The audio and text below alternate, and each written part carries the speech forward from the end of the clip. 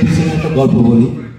এই গল্পটা যখন আমরা লিখি তখন আমি আজকে যে মিডিয়াতে দাঁড়িয়ে কথা বলছি, যার অরুণেতা, যার সহযোগিতায় গলন্দ যদি মিডিয়াতে নাম আসে, সে আমার প্রণবদা মানিক্য মানে তাদের সাথে সবসময় আলোচনা করতাম। আর সবসময় আমি সহযোগিতা করতে চাতাম আমার বন্ধুবার শহীদকে, শহীদ এটা কীভাবে কী করা যাচ্ছে, ব্যস্ততা খুব। তখন বলতো তুই এইভাবে কর। এই ব্যাপারে নিয়ে আমি সারের সাথে কথা বলবো। সারের খুব শখ যে ওরা একটা স্বল্পযোগ্য চলচ্চিত্র বানাবে, সেটা অমানুষ, আপনি আমার একটু সহযোগিতা করবেন। ঠিক আছে। তাই মধ্যে পরিচালনা করছে, সে মিডিয়া লাইনে সেই ফিল্মের উপরে পড়াশোনা করছে। তো ওর জীবনে প্রথম একটা সাকসেস দেখার জন্য আমি ওকে দায়িত্ব দিলাম যে পয়সা তুমি এটা করো, ফার্স্টে আমি আছি, আমার বড় ভাই প্রণবদা আছে, আর হলো শহীদ আছে, আর যতটুকু চেষ্টা করবো আমি তোমার সাথে থাকবো। তো সেইভাবে আমি অনমাসটা তৈরি করছি।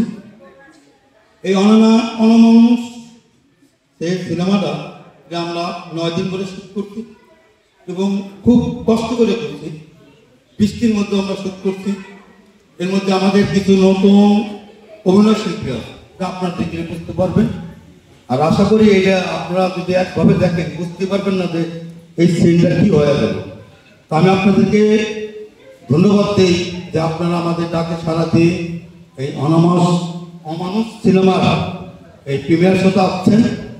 এই জন্য আপনাদের কাছে আমি কৃতজ্ঞতা। আপনারা দোয়া করবেন যে এই সিনেমাতে যে নায়ক চরিত্র করছে শাহরিয়ার মৃত্যু, আসলে তার অনেক শখ।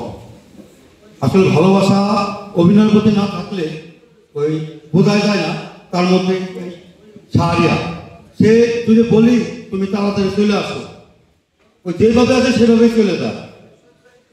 আর আপনারা দোয়া করবেন আমাদের কলঙ্ক কৃতি সন্তান, যাকে নিয়ে আমরা গর্ব করি, সেই প্রণবদা, সে সমস্ত নাট্য দলের সাংগঠনিক সম্পাদক, আর কলঙ্ক থিয়েটারের সভাপতি আছে আমার বন্ধুবার শহীদুল ইসলাম। আমরা নেক্সট কিছু বড় কাজ করব। আমরা চাই যে সাংস্কৃতিক কর্মী যারা, তারা কোনো নেশাভান করে না, কোনো অবৈধ সম্পদের সাথে কেউ যুক্ত থাকে না। আপনারা যদি কেউ অভিনয় শিখতে চান, অভিনয় করতে চান, আমাদের বড় ভাই আছে প্রণবদা, আমাদের বন্ধুবার শহীদ আছে, আমি আছি, সারিয়া মুক্ত আছে, আপনারা এর সাথে যোগাযোগ করবেন। আমরা নেক্সট টাইমে বড় আরো দুটি কাজ করব আপনাদের সহযোগিতা। এখন আমাদের মাঝে আরেকজন আমার শ্রদ্ধেয় মামা আছে, রফিকুল হাসান মামা, আপনি আসেন, মঞ্চে আসেন।